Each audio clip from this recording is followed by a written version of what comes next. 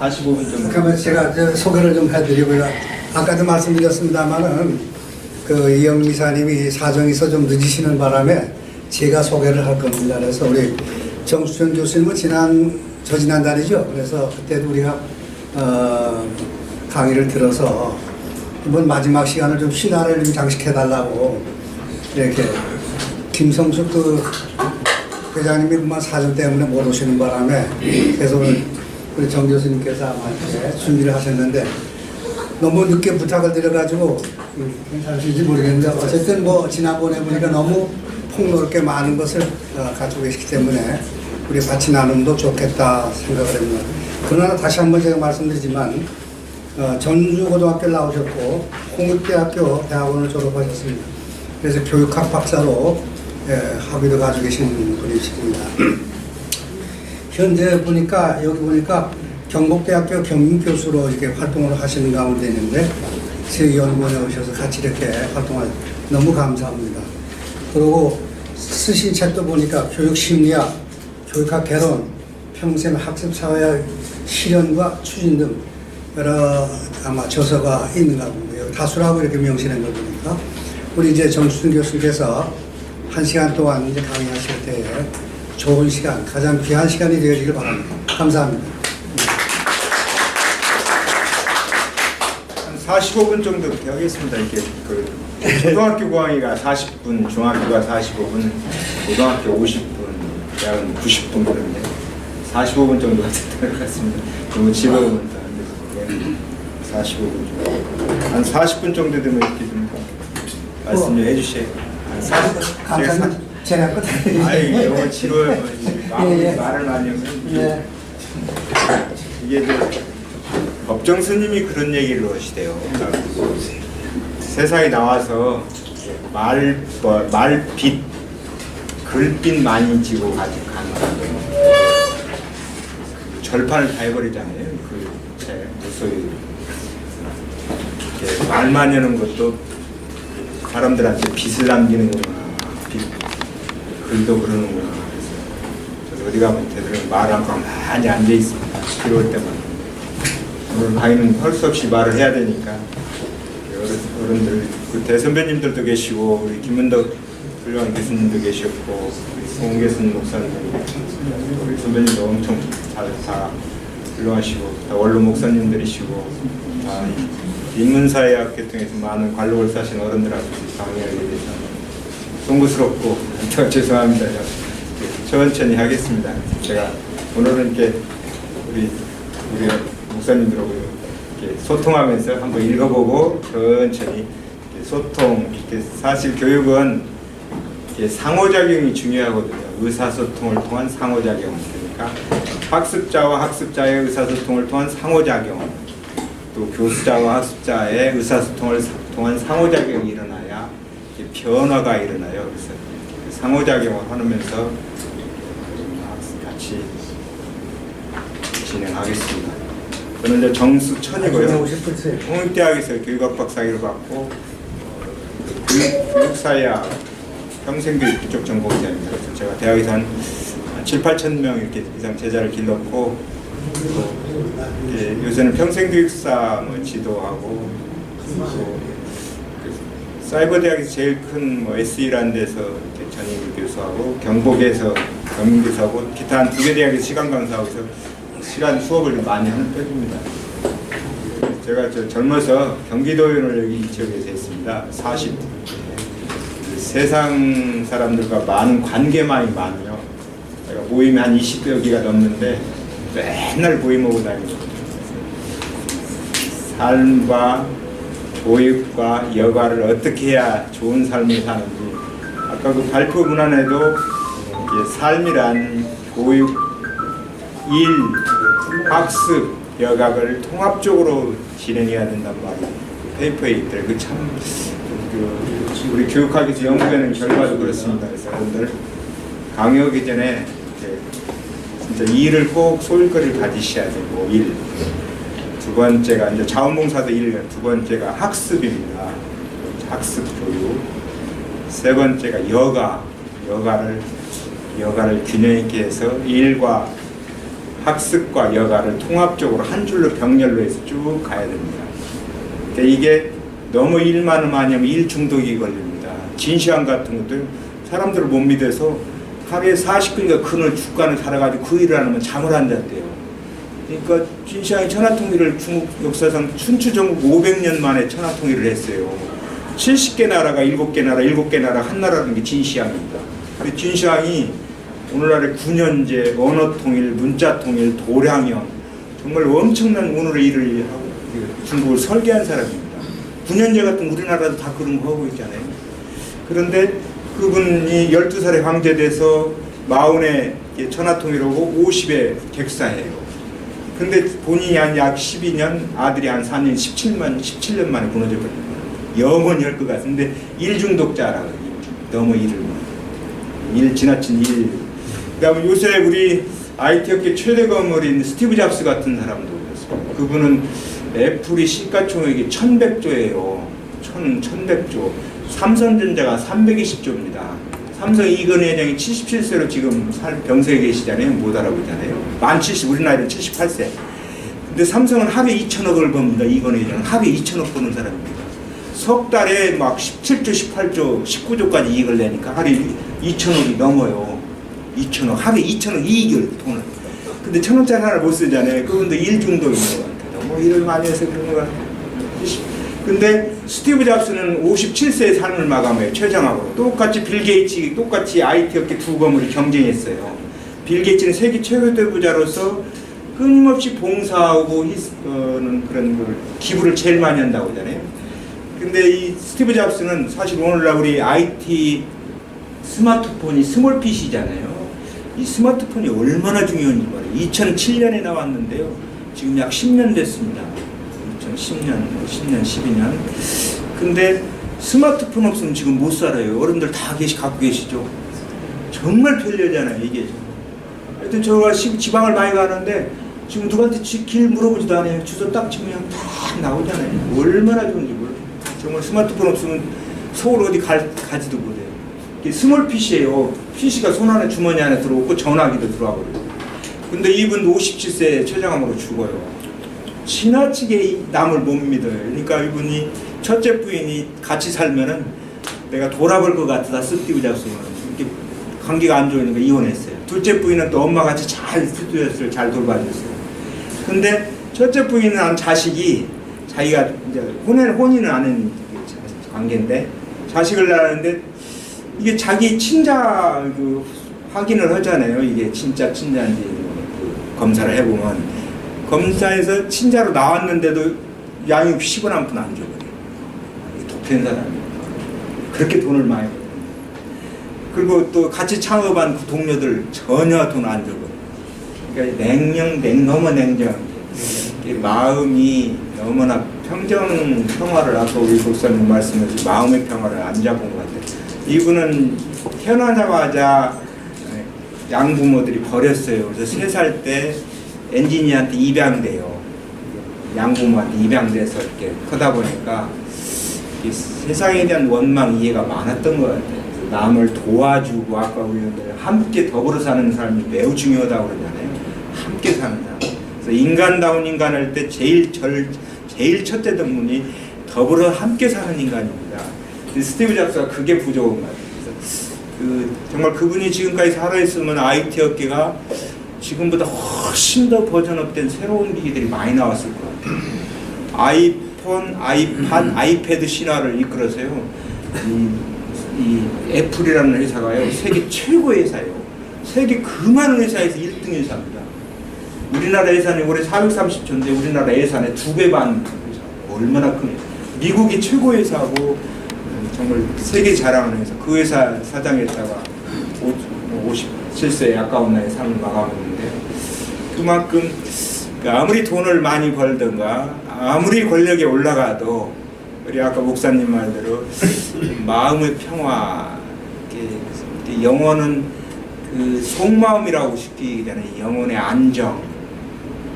누가 무슨 말이 들어도 평화롭게 마음이 정리된 상태. 이런 게 굉장히 중요한 것 같아요. 아무리 높은 진시황 같은 그런 높은 지에 올라가도 황제도 또 이 스티브 잡스 같은 사람 돈을 그렇게 세계에서 최고 많이 벌어도 이게 삼성의 3배 정도 회사예요. 3배가 넘어요. 4배는 조금 안 돼요. 그런 회사면서 삼성전자 하루에 2천억 버니까 생각해보세요. 하루에 얼마를 버는지. 어마어마한 회사입니다. 그런 회사 주인도 결국은 마음이 이렇게 평화롭지 못하면은 불행한 삶으로 끝나는구나. 그래서 마음밭을 잘 바꿔 나가는 거. 이 목사님들 많이 계시면 우리 인문학교에서는 영혼을 이 자유함, 두 번째가 유능함, 세 번째 관계. 그 중에 관계를 잘해야 행복하대요. 근데 사실 종교 쪽에서는 신본주의, 하나님만 인간을 소유할 수 있다. 인간은 한 피조물로 세상을 다녀간다는 그 아픔과 어려움을 이해해야만 하나님과 관계를 우선해야 되는 그런 게 우리 신앙인들의 자세잖아요. 저는 오늘 그런 게 앞서서 인문학 중에 인성교육, 오늘 인성교육 제가 여기 안 왔으면 현대자동차가 글로벌 시대 인성교육 방향이라고 해서 오늘 서울 상공회의에 있어서 세미나를 2시부터 하더라고요. 그걸 한번 가봤으면 했는데 제가 여기서 이 강의를 해서 못 갔는데 지금 저기 인천시가 인구가 300만이 부천이 88만인데요. 인천시에서부터 14살짜리 중학생이 아이를 얼마나 팼는데 아이가 맞기 싫으니까 14층 옥상에서 떨어 죽었잖아요. 근데 기가 막힌 게 그 죽은 아이의 패딩 잠바를 그 경찰에 철도할 때 입고 왔다는 거 아니에요. 그 뺏어서. 이렇게 인륜이 파괴되어 버렸습니다. 그래서 과거에는 밥상머리 교육이라서 인성교육을 많이 집에서 했는데 이제 가정교육이 다 무너져 버렸잖아요. 어느 집에 가정교육을 못해요. 여기 어른들 계지만 가족끼리 아침밥, 점심밥, 저녁밥 일주일에 몇 번 잡수십니까? 정말 그게 무너져 있습니다. 그래서 인성교육을 제대로 해야 되는데 박근혜 정부에서 인성교육진흥법을 최초로 만들었는데 그거를 좀 어렵게 돼 있잖아요. 근데 인성교육이라는 그게 법제화에 돼 있어요. 근데 부천시는 아직 인성교육 조례가 안 돼 있더라고요. 그래서 초중고에 인성교육으로 해서 제가 우리 어른들이 좀 다 과거에 그 경륜가치를 가지고 계신 어른들이라 다들 경륜가치로 다 무장돼 있고 이 경험이 정말 출중하신 어른들이 많으셔서 인성교육에 대한 기본 그런 걸 좀 배우셔가지고 초중고 나가서 인천 그 중학생 그런 일이 안 생기도록 좀 이렇게 그 삶의 지혜를 좀 젊은 학생들한테 이렇게 전달해서 아이들이 일치, 세상, 또 인간, 이렇게 죽음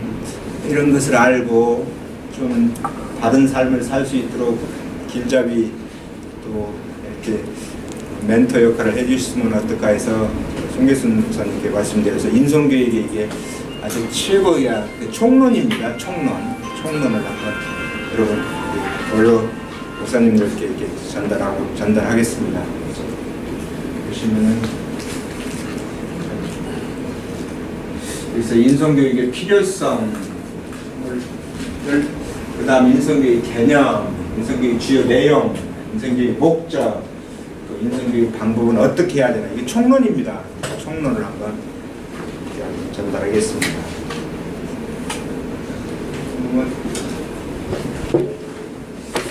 이 인성교육 개념 지효복사님 한번 크게 한번 읽어보십시오. 보이시죠? 예, 크게 읽어보십시오. 여러 가지 사회적 병리 현상은 교육 현장에 있는 교사들뿐만 아니라 우리 사회 구성원 모두가 심각한 사회적 위기로 인식하고 있으며 어린 시절부터 실천 위주의 인성 교육이 필요하다는 것을 절실히 느끼는 계기가 되고 있습니다. 존 두이 세상에 그러면서도 가장 심오한 도덕 교육은 다른 사람과 적절한 인간관계를 맺는 것이다. 현 교육 체제가 이러한 조화를 파괴하거나 등한시하는 한 순수하면서도 정상적인 도덕 교육의 역할을 하기는 어렵거나 불가능한 것이다. 리코나 한 인간을 도덕이 아닌 머리로만 교육하는 것은 사회에 대하여 유용한 인물을 길러내는 것과 다를 바 없다. 네. 정말 우리 사회적 병리 현상이 얼마나 많습니까? 아까 우리 페이퍼에도 보니까 우리나라 하루에 600명 정도가 이혼합니다. 평균 600명, 그러니까 300쌍이 매일 이혼합니다.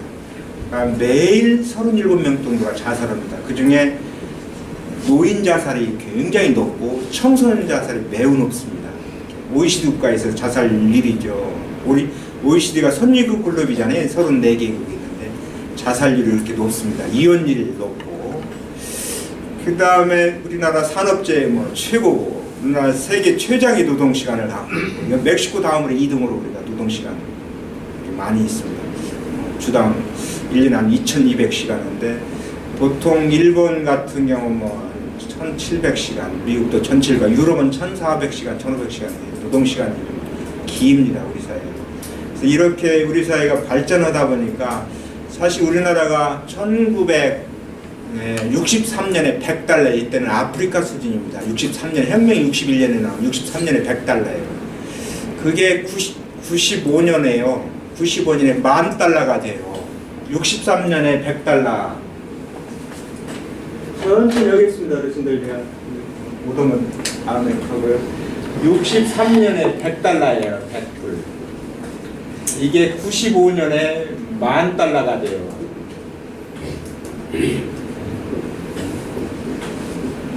이게 32년 만에 이렇게 100배 성장을 하는, 어마어마. 지금 올해 3만 불 딱 됐다고 그러죠. 올해 3만 불. 3만 불은 12년 만에 됐대요. 굉장히 늦게 되는 거거든요. 이렇게 100배 성장한 나라가 세계 경제사에 유례가 없는 거예요. 사상 처음에. 아직도 앞으로 나오지도 않는데요. 이때 제가 58년 개 때예요. 앞으로 55년생 2년 후면 노인이 돼, 65세고. 그래서 우리나라 노인이 이제 730만, 약 14% 정도 됩니다. 근데 앞으로 2년 후에는 매년 70만에서 80만 명이 노인이 됩니다. 매년.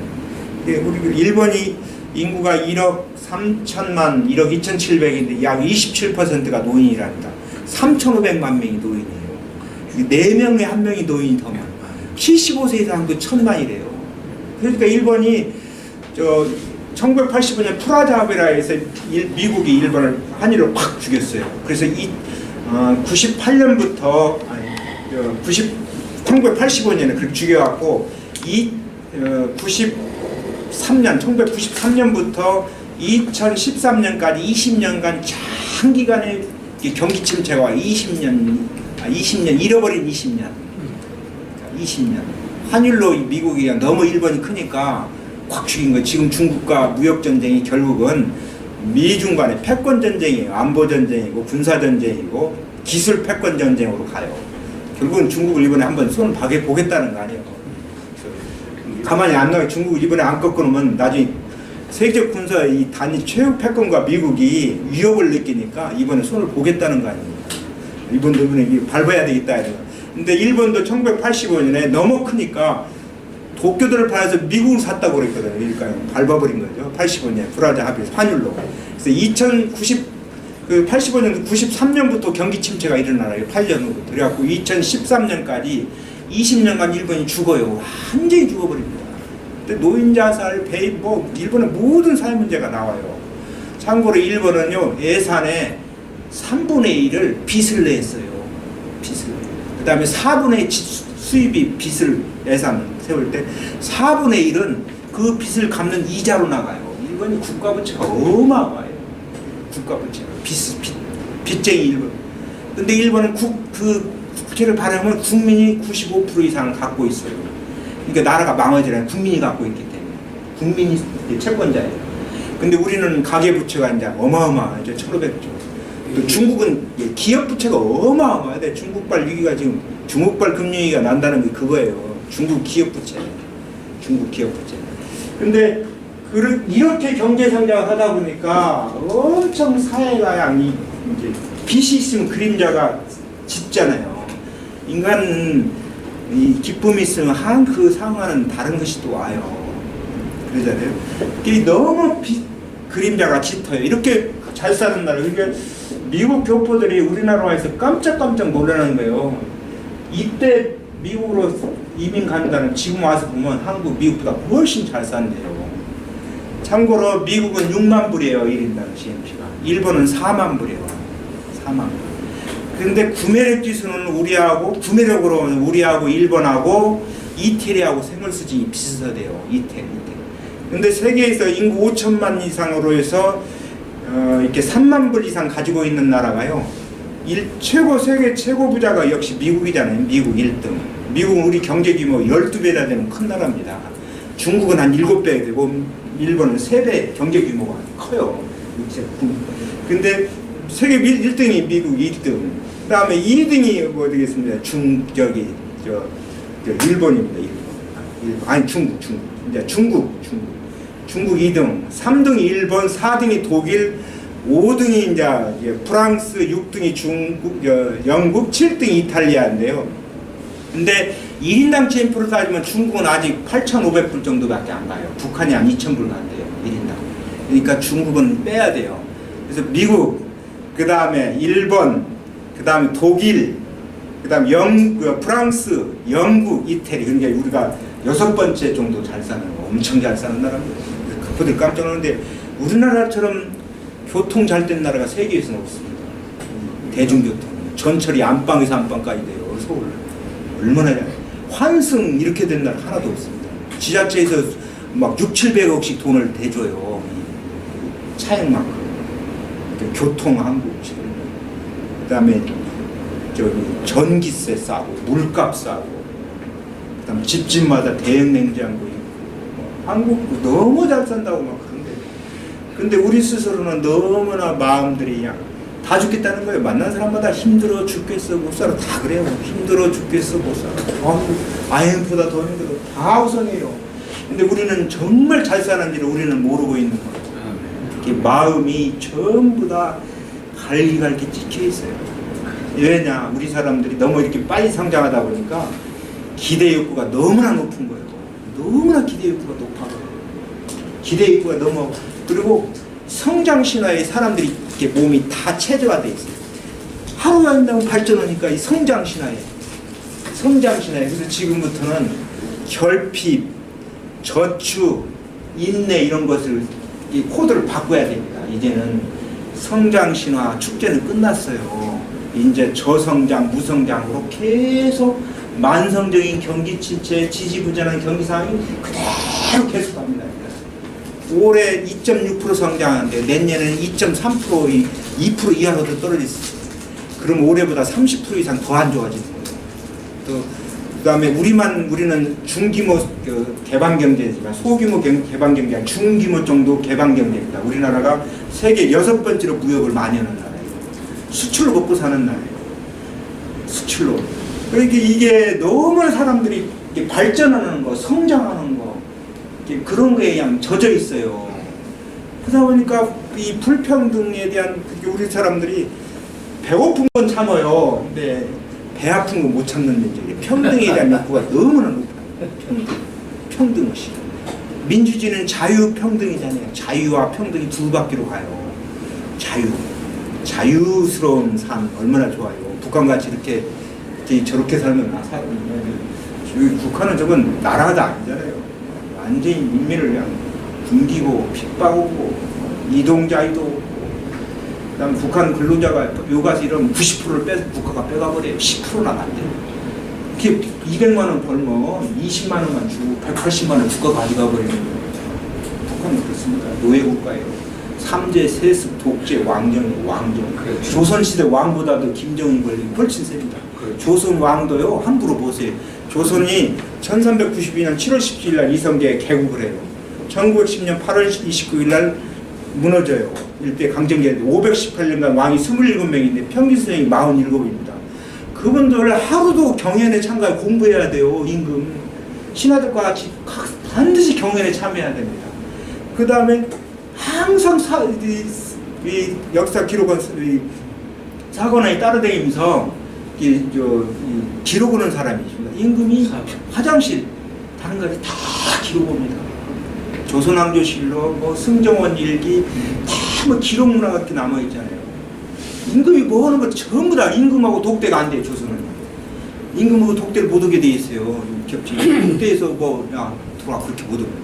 반드시 입회해도 그 기록 역사 사원부에 사가는 간원이 기록에 막 조서를 쓰고 다음날 정서를 써서 그 당대 임금 못 봐요. 못 봅니다. 당대 임금 절대 못 보게 돼 있습니다. 본인이 돈을 못 보게 돼 있어요. 근데 지금 김정은 권력이 어마어마. 자기 하고 싶은 대로 다 하잖아요. 근데 조선왕은 절대 자기 하고 싶은 대로 봅니다. 이 관리 임명도요. 지금 행자부 인사과장 정도 되는 사람 2조 정남이라고 있습니다. 6조 판서 있잖아요. 3정승 6조 판 2조 정남 2조가 인사관련 2조 정남. 지금 말하면 행자부 인사과장이 2명을 딱 쳐서 올려요. 그러면 그 중에 임금이 하나 딱 정해서 관리 나갑니다. 마음대로 임금이 나가 그렇게 보답니다. 근데 이제 당파 싸움은 이제 당파에서 2조 정남을 찾으려고 막 피비린내는 싸움을 하죠. 그 자리 청거해주는 자리 찾으려고. 그 자리 차지하면 2조 청거를 해야 임금한테. 임금이 아무라도 올리지를 않아요. 절대 그렇게 못 옵니다. 근데 북한은 안 그러잖아요. 하고 싶은 대로 다 하잖아요. 뭐 대장을 다일 아침에 죽이고 고모부 죽이고 그리고 대장자를 그냥 바로 그냥 광등에서 죽여버리고 막 그러잖아요. 근데 하여튼 그쪽 얘기 그만하고 하여튼 이렇게 우리 사회가 이렇게 너무 성장신에 갇혀붙다 보니까 사람들이 마음이 평화롭지를 않아요. 그러니까 자식들도 다 그래요. 근데 일본 경기 침체 원인이 고령화와 이 자산 가격 폭락이에요. 자산 가격 폭락. 자산이 그렇게 내려버린대요. 일본은 부동산이 90%가 내려버렸답니다. 그래서 우리나라로 말하면 여기 여러분들 다 부동산 가지고 계시죠? 대전 인합 정도 되면은 매월 집을 그걸 지자체가 인구이취 차원에서 집을 공짜로 주면서 40만 원을 매월 준대요. 그러니까 한 700만 원 정도 처음에 수립해주고 15년만 나면 소유권도 넘기게 돼요. 일본 지방 부동산이 완전히 죽어버렸습니다. 우리도 지금 그런 것을 많이 걱정해요. 앞으로 10년 넘으면 한 10년, 15년 넘으면 어떻게 되겠냐. 인구 감소입니다. 참고로 작년에 처음으로 우리나라가 15세부터 64세 생산 가능인가 줄어요. 작년 처음으로 줄었어요. 처음으로 줄기 시작해요. 이게 이제 앞으로 10년, 20년 가면 우리 부동산은 온전하겠냐. 그런데 서울만은 괜찮을 거다. 그렇게 봅니다. 왜냐하면 우리나라 이렇게 어려워도요. 수출 대기업은 연봉을 1억씩 주잖아요. 여기 다 아시다시피 옛날에 조선에는 1년에 그 대과에 합격해서 나온 사람이 33명이에요. 33명. 그러니까 조선왕조 518년에 그 대과에 합격한 사람이 15,150명 정도 돼요. 그러니까 그 과거에 합격해서 대과로 나간다는 건 대단한 겁니다. 33명. 그 다음에 생원진사는 1차 합격자예요.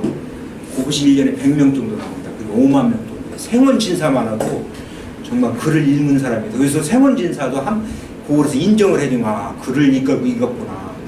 인문사회니까 숙문사상이냐. 글을 읽는 사람을 최고로 치니까. 근데 지금 한국 사회는 돈이잖아요. 사람들이 돈 경제에 모든 것. 제가 이렇게 인문학 강의 이런 거 별로 좋지 않아요. 돈 버는 거 얘기하면 번쩍 됩니다. 돈 어떻게 벌까? 돈 경제 얘기가 인기 좋습니다. 두 번째가 이제 몸 건강 얘기해도 오래 살아요. 몸 건강. 세 번째가 이제 사랑 관계. 사랑이 인생이고 삶이잖아요. 이 사랑으로 점철되잖아요. 결혼 생활, 관계. 근데 오늘은 이 재미없는 인문학 강의인데요. 이게 실천 인성교육이 그렇게 중요해지는 거예요. 자꾸 사회가 이렇게 너무 빨리 우리 사회가 지금 이제 사회 병리 현상이 계속 터지는 거예요. 참고로 폐륜 범죄가 1년에 100건 이상 난대요. 남편이 아내 죽이고 아내가 남편 죽이고 막 그래 보험도 타고 자식 죽이고 자식을 굶겨 죽이고 아버지를 굶겨해 죽이고 이게 이 경찰 보고에 100건 이상 나오는데 정식으로 보고되는 거예요. 근데 이게 인성교육을 해야 되는데 우리 교육은 출세교육, 1등 교육, 대학가 위한 교육 그거 아니에요. 대학자잖아요. 대학. 출세교육이야. 경쟁교육, 1등 교육.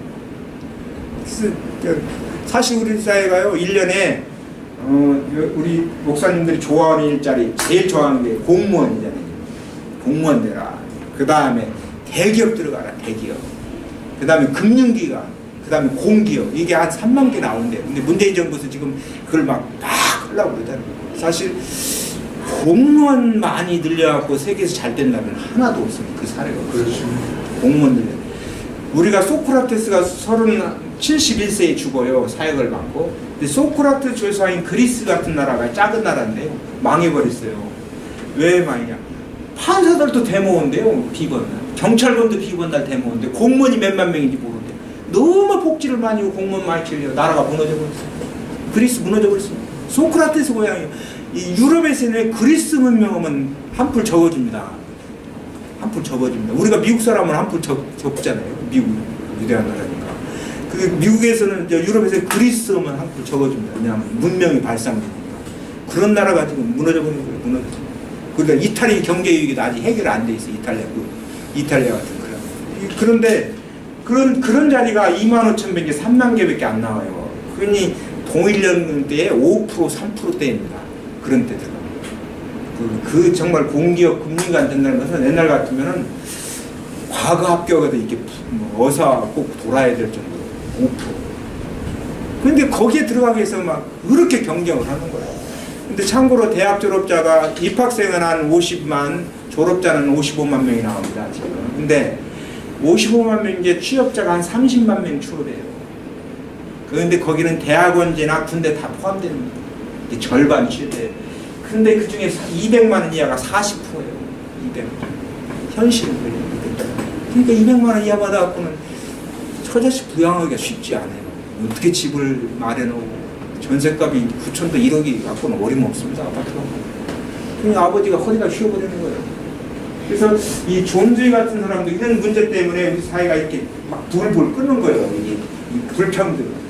이게 저성장 양극화에 대한 불평등 양극화. 근데 앞으로 가면 갈수록 사회는 낙오자가 막 쏟아져 나옵니다. 그냥 4차 산업혁명이 되면 잘 되는 사람은 너무 잘 되어버리고 대부분의 사람은 더 힘들어. 일자리가 없었습니다. 앞으로 갈수록 낙오자는 어마어마합니다. 이게 정치가 이 사람은 이 낙오자를 어떻게 관리해 줄 건가. 이렇게 촘촘한 복지로 관리해 주고 하나는 정부가 해줄 일이 딱 하나 교육훈련 시켜서 노동시장에 오래 머물게 해주는 것밖에 없습니다. 왜냐하면 기존의 지식, 기술, 기능을 좀 더 버전업해서 이 사람들이 직업사에 오래 머물 수 있도록 도와줘야 됩니다. 그것밖에 없습니다. 정부가 해줄 거예요. 교육훈련, 체계적인 교육훈련. 그게 평생교육이고 평생학습입니다. 그게 평생교육, 평생학습. 평생교육은 첫째가 전인적 자아실현을 하게 도와주는 거고, 두 번째가 직업사회에서 오래 머물도록 고용 가능성을 증대해 주는 거고, 세 번째가 함께 사는 사회 통합을 해주는 거예요. 그래서 평생학습을 굉장히 중요해요. 늙을수록 교육을, 학습을 중시해야 됩니다. 왜냐하면 아까 늙으면 낡음으로 가면 무너지는 거예요. 존 드이는요, 20세기가 나온 최고의 교육학자입니다. 미국의 철학사진 프래그마티즘, 도구주의를 완성시킨 사람이에요. 미국은 도구주의, 진보주의 교육 철학자입니다. 즉 도구주의 말하면 돈 되는 것이 최고다는 거예요. 미국은. 그러니까 실용한 것이 특세예요. 자동차, 의사, 도구주의. 존드인데 이 사람이 한 말 중에 제일 좋은 말이 교육, 학습, 공부는 경험을 재조직한 거다, 재구성한 거다. 아까 우리 여러분께서 삶을 재구성해야, 노인은 삶을 재구성해야 됩니다. 지금까지 삶의 패턴을 이제는 바꿔야 됩니다. 코드를 바꿔야 됩니다. 지금까지 막 죽기 살기로 처자식 모의 살기 그런 코드로 가면 죽습니다. 이제는 느리게 낮추고 세상 사람과 교통하고 나 아닌 다른 사람의 삶을 들여다보고 함께 손잡고 소통 대화하면서 가야 됩니다. 느리느리 가려고 준비를 해야 됩니다. 옛날처럼 죽기 살기로 막 내가 살아야 되니까 아이 개장에서 과장 국장 진급하면 내가 죽는데 그냥 옆 사람도 어떻게 보면 밟아야 되고 살아야 되니까 생존해서 살아남아야 되니까 생존에 1등 나야 내 가족도 유지되고 그러니까. 근데 나이가 정년 후에는 그렇게 살면 죽습니다. 바꿔야 돼요. 존 드이만처럼 이 학습 공부는 경험을 재조직한 거예요. 경험을 재구성. 이제 우리 어르신들도 이제까지 경험을 재구성하고 재조직해서 삶의 프레임을 바꿔야 됩니다. 바꿔야 이 변화하는 삶의 자기와 관계를 일치시켜서 좀 더 나은 삶, 보람 있는 삶, 행복한 삶으로 연결됩니다. 근데 이 존 드이도 지금 같은 인간관계가 제일 중요한데 관계가 좋아야 행복하다고 해요. 지금 학교 교육이 이런 걸 전혀 안 해요. 도덕교육 이런 게 전혀 불가능합니다.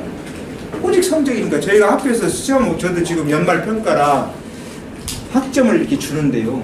사실 제가 이렇게 보니까 이렇게 우리 사회는 글 쓰는 거예요. 뭐든 쓰시오, 논하시오, 서술하시오, 기술하시오 이런 건데 이거 잘 쓰는 사람은 똑똑하지를 않은 건 다른 문제예요. 이 사람이 학교에서 성적이 좋다고 사회생활을 잘하고 유능한 그건 아니에요. 그냥 학교에서 교수님 말 열심히 해서 공부를 잘했다 그런 정도예요. 절대 사회생활은 다른 문제입니다. 돈 잘 버는 건 또 다른 문제입니다. 시험 잘 봤다고 성적은 다른 거예요. 왜냐면 글을 페이퍼 잘 쓰는 구성한 건 또 그 사람의 그런 인문적 능력이 있는 거지 그 사람이 다른 능력까지 높이 전체가 뛰어나다 하는 건 아니에요. 그런 한정된 능력, 그러니까 학교는 제한된 경쟁 공간이에요. 제한된. 글을 읽고 쓰고 말하고 인간관계 맺는 그런 거예요. 학교의 기본은 읽고 읽는 거, 쓰고 셈하고 수학 이런 거. 그다음 인간관계 기초를 배우는 거예요.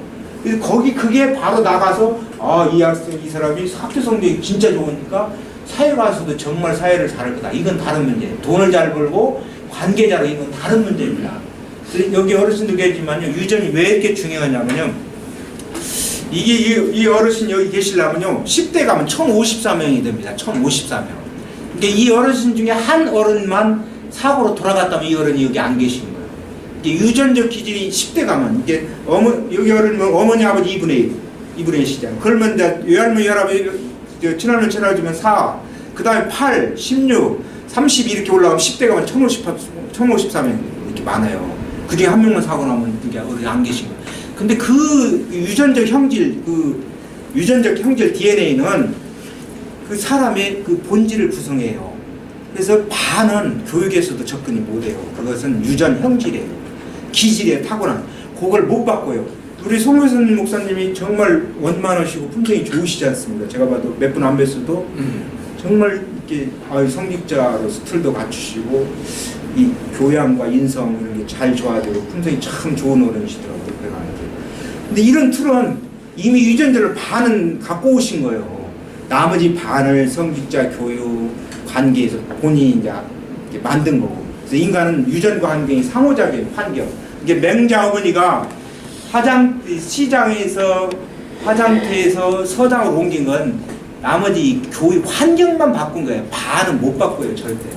교육자라 해서 이 사람이 타고난 기질까지 바꾼다는 건 불가능해요. 이렇게 산만한 아이를 정숙한 아이를 못 바꿔요. 말을 잘하는 아이를 많이 있게 만들면 그 죽습니다. 타고난 기질을. 나머지 50%.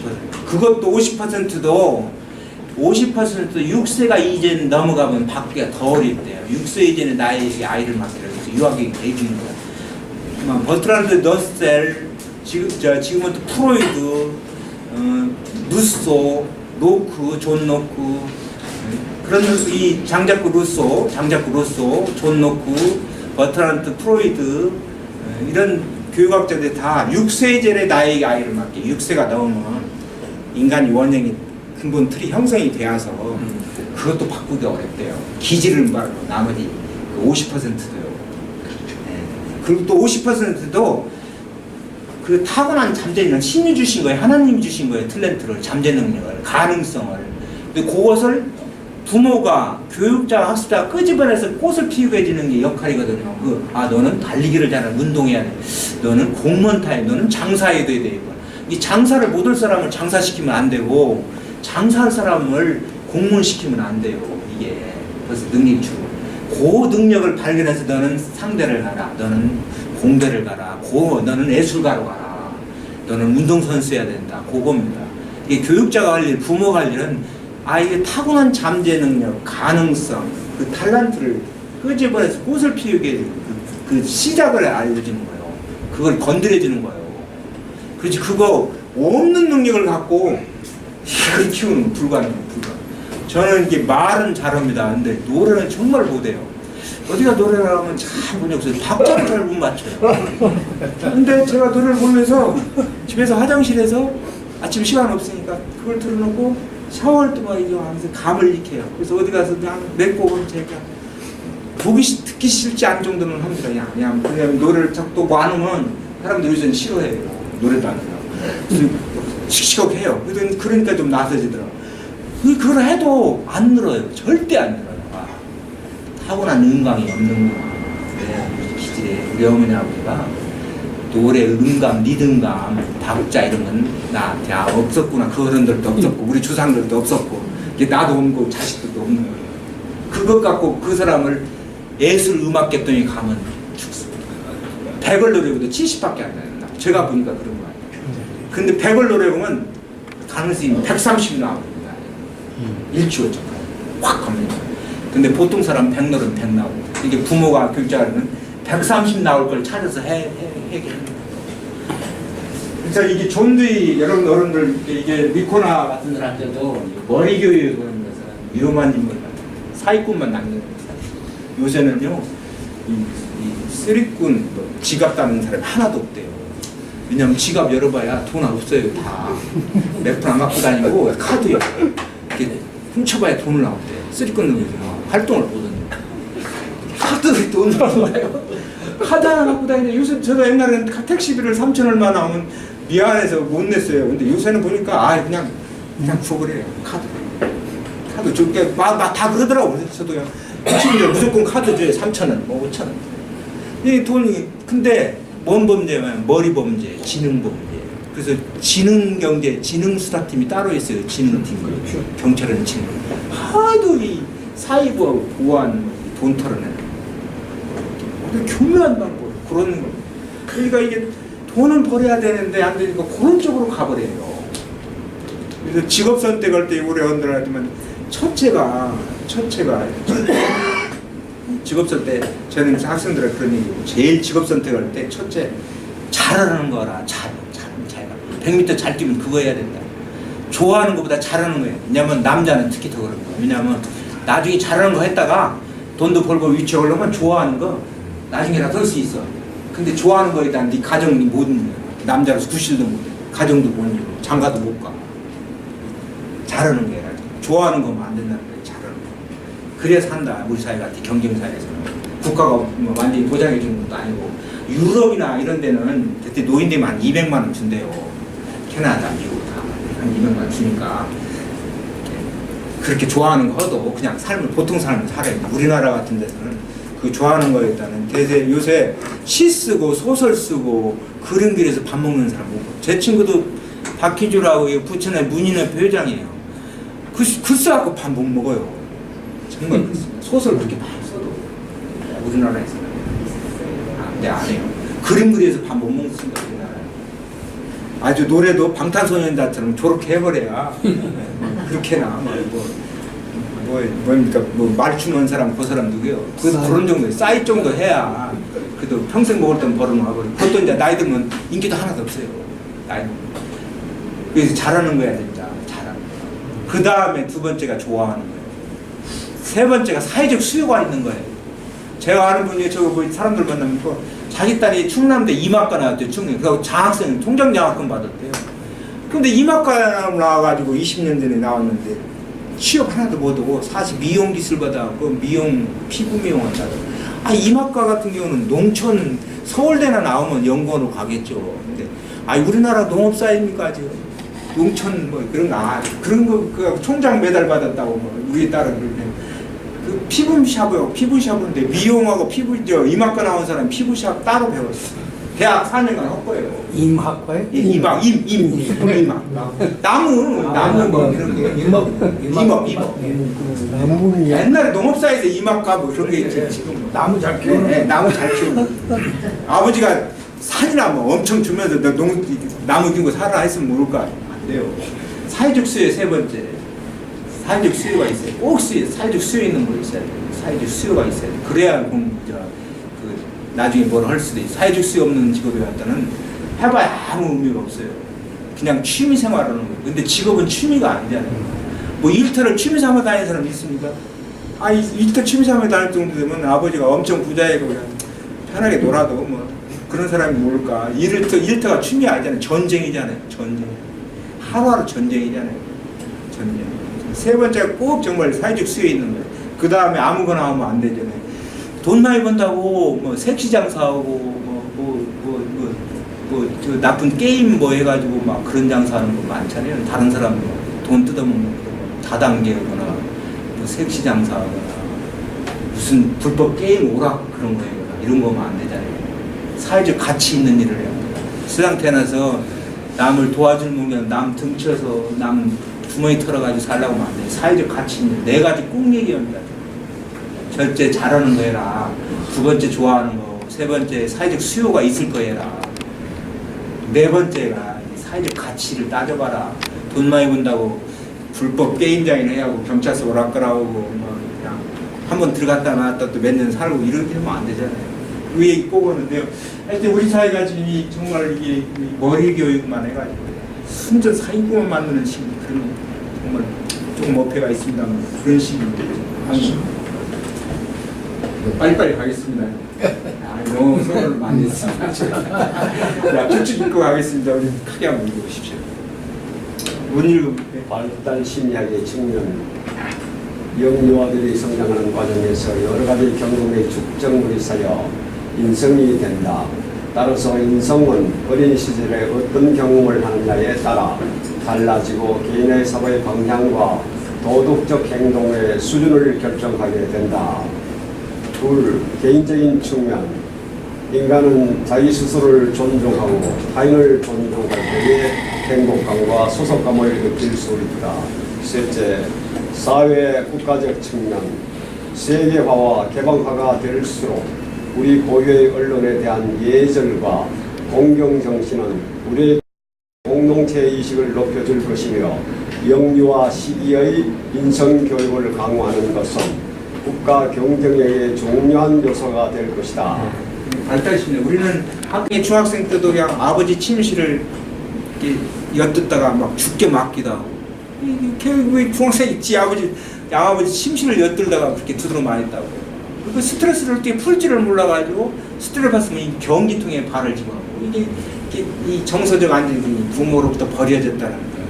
이게 머리는 정말 세계 최고 머리가 있는데 출생 배경이 그 어린 시대의 경험이 그렇게 안 좋았던 거예요.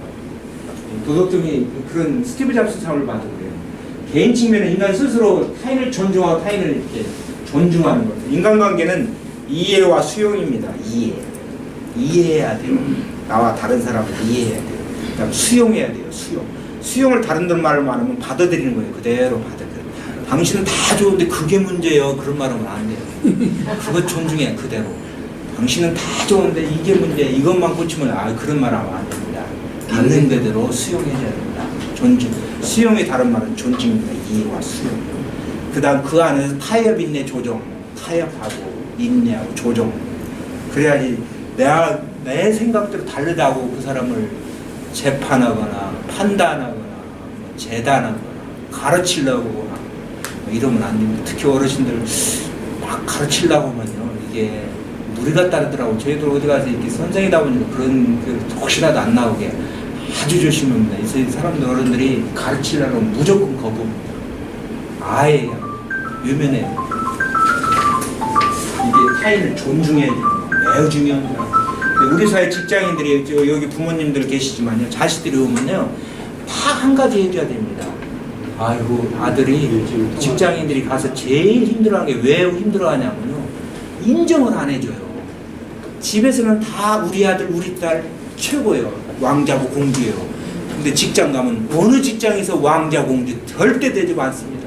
어느 경우 막 긁습니다. 막 왜냐하면 자기가 살아야 되니까 부서원들 조자요. 막 이것도 갖고 와. 이거 빨리 더 해와라. 더 와. 더 봐. 그러니까 그냥 막 피짝피짝 마르는 거예요. 한숨도 좋은 소리 안 해요. 이 팀장이나 과장이 막 달달달 볶습니다. 그렇죠. 네. 그러니까 부모는 왜 내가 지쳐오고 아들한테 인정이라. 네가 최고다. 나는 너는 가능성이 있어. 너는 이겨낼 수 있어. 넘어두면 다른 사람 하나도 못 돼. 인정해줘야 됩니다. 인정을 못 받으니까 애들이 그냥 기가 좋아요. 고향 옆에 쥐처럼 다 직장 지도로 가보면 학생들, 대학생들, 취업자 지도하러 가보면 다 키워요. 이게 이 거대 조직에서 그냥 아버지 부모들은 어떻게든 이 성공 성취에 대한 압력이 높지. 우리나라 사람들은 성공 성취에 대한 압력이 굉장히 높은 사회입니다. 그러니까 자살해버려요. 삶을 끊으려고. 성공 성취에 부모가 말 안 해도 어떻게든 나도 살아남아야겠다는 그런 생각을 해요. 너 잘해라 뭐 이런 말 하면 안 돼. 아이고 힘들지. 인정해줘. 최고다. 이겨내고 있지. 잘한다. 인정 정말 최고다. 너는 나를 인정한다. 너 잘할 수 있다. 잘한다. 자꾸 격려하고 칭찬하고 인정해줘야 돼. 그거 외에는 하면 안 돼. 자연스레 다른 얘기. 돈 벌어 인정, 칭찬, 격려, 칭찬, 인정 세 가지 범주 넘어가면 안 됩니다. 지쳐가지고 직장에서 막 달달달 볶이니까 화장실에 혼자 울고도 오고 그래요. 말도 못하고 막 울고 외국 사람 저가 가도 막 그러더라고. 막 조져. 뭐 이걸 갖고 왔는데 이거 다시 와라고 환장하는 거예요. 이게 부모가 해줄 것은 딱 합니다. 격려해 주는 거, 칭찬해 주는 거, 인정해 주는 거. 고급 직장에서 그런 사람 울어. 그러니까 뭐냐면 일을 힘들어서 그만둔 게 아니라 인정 못 받아서 그만둔 거예요. 인정. 그것 때문에 인간관계 실패해버립니다. 사회국가적 측면에서는 이제 이 개국국제 개방화돼서 우리나라의 경로유친 효문화 이게 정말 정신 좋은데 이게 다 없어져 버렸잖아요. 우리는 이렇게 빠지되면서 우리 것을 다 없애버렸잖아요. 일본인가 타이완 같은 전통 문화가 그대로 살아 있습니다. 기독교가 못 들어간 나라가 타이완, 대만하고 일본밖에 없는데 일본은 기독교가 1%도 안 된다대요. 이 전통이 그대로 살아 있어요. 전통이. 근데 우리는 경로유친 효 요새 어른 되면요 무시해버리잖아요. 안 들으려고 그래. 쳐다도 안 보려고 그래. 근데 우리도 일본은 고이즈미 총리가 전통문화 교육과정을 교육부령에 딱 집어넣어 버렸어요. 그래서 전통문화를 해야 된다. 근데 우리도 지금 그런 요소를 이제 이 베이비부머스 때가 노인이 되면서 실버민주주의라도 노인표가 늘어나면 반드시 걸 겁니다. 왜냐하면 조금 어른으로서 대접 좀 받아야 되니까. 요새 우리 어른들 젊은 사람들이 막 완전히 무시하잖아요. 완전히 어른이 같이 하나 좀 없는 거 같아요.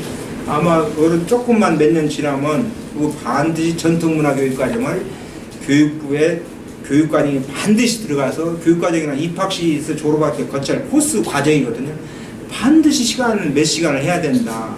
과목을 넣든가 아니면 어느 과목에 반드시 들어가게 해야 될 겁니다. 그 어른들이 좀 같이 일어나서 그런 교육과정을 정말 바로 교육기본법에라도 넣어야 됩니다. 우리나라 법은 교육법은 헌법 밑에 헌법에 들어가면 좋은데 헌법은 손댈 수 없고 교육기본법에 전통문화 교육과정을 해야 된다고 넣어야 됩니다.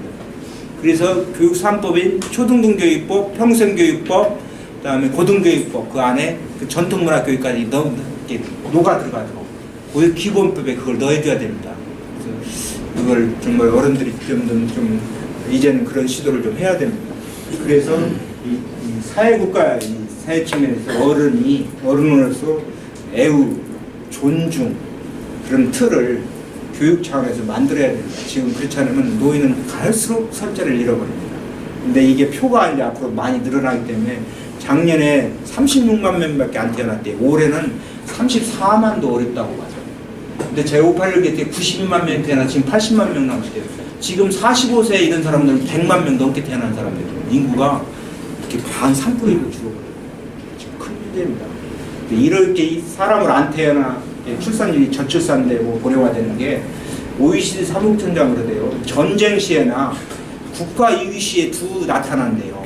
근데 이 나라는 전쟁도 아니고 국가 이유 시한데 스스로 파멸에 들어가지 않나 이런 얘기가 나오더라고요. 전쟁이나 국가 이유가 아니라 이런 출산율이 안 나온다네요. 그게 여성 한 명이 한 명을 안 낳는데요. 0.93가 7인가 저기 안 돼요. 원래 2명은 낳아야 되잖아요. 근데 유지를 나오면 그렇게 전쟁이나 국가 이유시 아니면 이런 현상이 안 나온대요. 정말 노려오는 거, 노려. 그래서 어떻게 바꿀지 모르지만 하여튼 이렇게 저출산 이런 것에서 이런 어른 공경하고 영유아 시기에 인성교육을 할 수 있도록 그 기본 틀을 갖춰나가야 된다.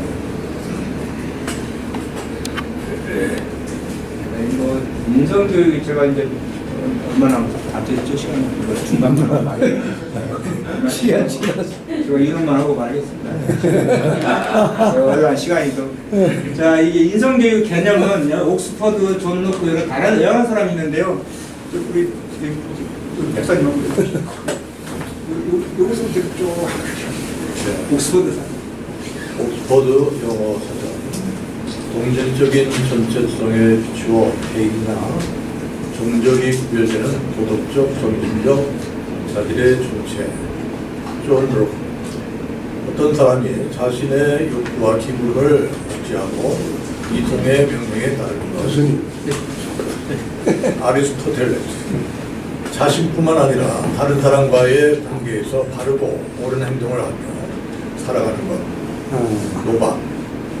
종교적 전통과 문학 속의 이야기와 역사 속의 현인과 상식을 가진 사람들이 확인해준 모든 미덕들의 문학을 믿거나 도덕적으로 선을 인식하고 선을 바라며 선을 행하는 것. 올포드. 환경에 대한 개인의 독특한 적응을 결정하는 정신적, 물질적인 모든 체계의 역동적 조직. 파빈. 다양한 상황에 대하여 사람들이 독특하게 반응하는 구조적이며 역동적인 특징. 남궁달화. 사람의 성품을 나타내는 말로서 사람다운 사람이 가지는 품격. 한국교육학회. 건강 전인적인 민주시민으로 성장하고 생태적 본성을 실현으로 보다 풍부하고 자유로운 삶을 살 수 있도록 하기 위한 교육적 경험을 제공해 줄 것. 여기서 어떤 분 말이 가장 이렇게 인성교육의 개념을 정확하게 집어낸 것 같습니까? 사람마다 다르겠지만. 아리스토텔레스. 이분 자신뿐만 아니라 다른 사람 관계에서 바로 오는 거라고 했다. 또요, 다른 분은 다른 어떤 게 바르고 옳은 행동, 바른 행동. 어떤 분이 말이 공감을 일으킨가요? 남궁달화는 네. 정말 네. 우리 좀 마음에 담다.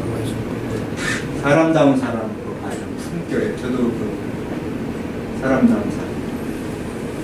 사람다운 사람은 교육부에서 그렇게 정의했대요. 첫째가 더불어 사는 사람, 그다음에 슬기로운 사람, 일하는 사람, 열린 사람, 이런 사람을 사람다운 사람이라고 교육부에서 정의해요. 더불어 사는 사람, 슬기로운 사람, 일하는 사람, 또 열린 사람. 그 사람은 어디 사람이에요? 우리나라 사람. 우리나라 사람이. 네. 교육학자예요. 어떤 분이 또 좀 공감이 가나요? 이 옥스퍼드 사전도 개인이나 종교 구별을 도덕적, 정신적 자질을 인성이 도덕적, 정신적 자질이 어떻게 돼 있나, 인성이 돼 있냐, 인성도 안 갖췄냐면 도덕적, 정신적 자질이 어느 정도 수준에 와 있냐, 어느 정도 자질이. 뭐 우리 한국교육학회 등등 정말 여러 사람들의 인성 문제를 하는 개념인데요. 여기까지만 하고 가야 될 것 같지? 너무 지루해져. 하여튼 잘 들어줘서 부족합니다만 잘 들어줘서 감사하고 또 감사합니다. 감사합니다.